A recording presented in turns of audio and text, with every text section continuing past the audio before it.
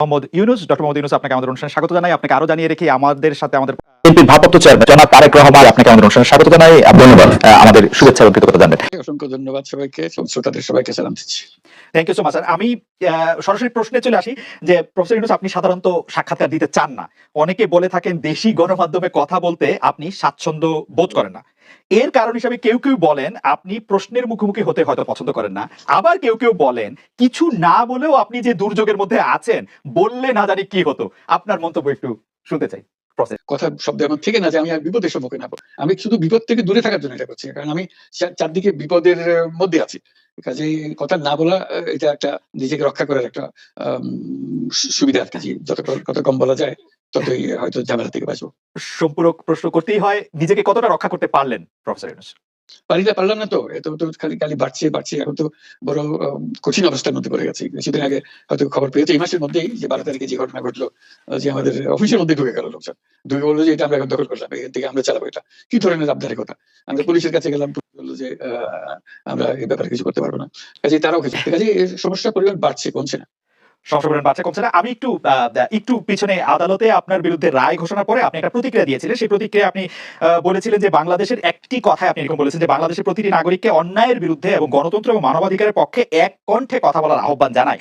অনেকে এইটাকে দেখছেন হচ্ছে এরকম করে যে আপনি গণতন্ত্রের পক্ষে লড়াইয়ে শামিল হতে বলছেন। প্রশ্ন কেউ করছেন, প্রশ্ন উঠছে আপনি কি এইসব মামলা মোকদ্দমা থেকে মুক্তি পেতে এই সরকারের পরিবর্তন চাইছেন? খালেদ, তুমি কি গণতন্ত্রের বিরুদ্ধে নাকি? হঠাৎ এটা নিয়ে তো তুমি তো বলে তুমি বলছো যে আমিও তো আছি, কাজে আমাকে পৃথকভাবে বলতে হচ্ছে কেন?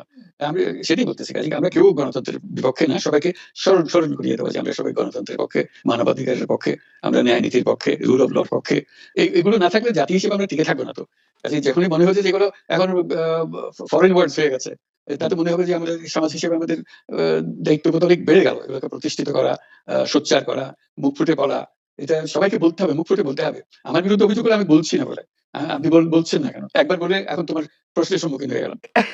অনেকে বলছে না আপনি তো শতবার শতমুখে গণতন্ত্রের কথাই বলবেন, আমাদের সবারই বলা উচিত। কিন্তু প্রশ্নটা এমন ভাবে তোলা হচ্ছে যে আপনি আসলে আপনার রায় ঘোষণার পর আপনি বলছেন গণতন্ত্রের কথা, মানবাধিকারের কথা। অনেকে বলছেন যে এই কথা কি আসলে যেহেতু ব্যাপারটা আপনার উপরে আসলো তখনই আপনি আসলে বললেন কিনা, নাকি আপনি আসলে বলতে চান না, আপনি আগে যেরকম বলছেন? হতে পারে, মুখ যখন বন্ধ থাকে কোনো কথাই বলা হয় না।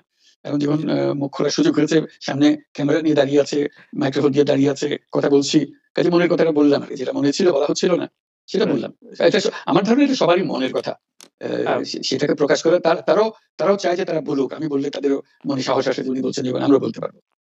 প্রফেসর ইউনূস আপনি যখন বলছেনই তখন আমি এই কথা থেকে একটু ইলাবোরেশন আপনার কাছ থেকে আশা করতে পারি যে আপনি যখন বলছেন যে গণতন্ত্র মানবাধিকারের পক্ষে এক কণ্ঠে কথা বলার আহ্বান আপনি জানাচ্ছেন, আপনার কাছে কি মনে হচ্ছে যে গণতন্ত্র মানবাধিকারের পক্ষে এখন বহু পক্ষ বহু কণ্ঠ, এটা আসলে এক কণ্ঠে কেউ বলতে পারছে না বা সাহস পাচ্ছে না বা বলছে না, এরকম আপনার মনে হচ্ছে কিনা?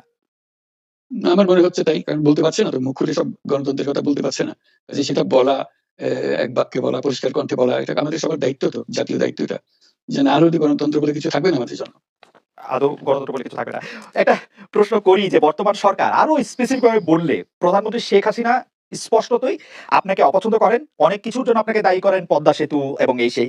এর কারণ কি বলে আপনি মনে করেন? আপনাকে কি তিনি তার প্রতিদ্বন্দ্বী মনে করেন? নাকি সত্যিই তার কাছে এমন কোন তথ্য রয়েছে যে আপনার বিশাল কোন রাজনৈতিক অভিলাষ রয়েছে? আপনি কি রাজনৈতিকভাবে তার প্রতিদ্বন্দ্বী হয়ে উঠছেন বলে তিনি আপনাকে অপছন্দ করছেন, না কি কারণে আপনার কি মনে হয়?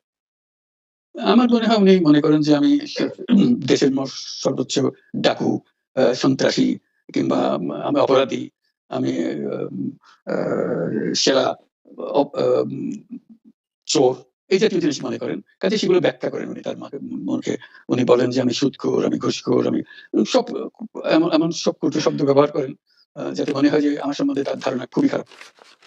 কিন্তু এইটা তো এরকম ছিল না। আমরা দেখেছি যে ৯৬ থেকে ২০০১ সাল পর্যন্ত নানাভাবে এই সরকারই বা আওয়ামী লীগ সরকারই আপনার সাথে বা আপনি আওয়ামী লীগ সরকারের সাথে একসাথে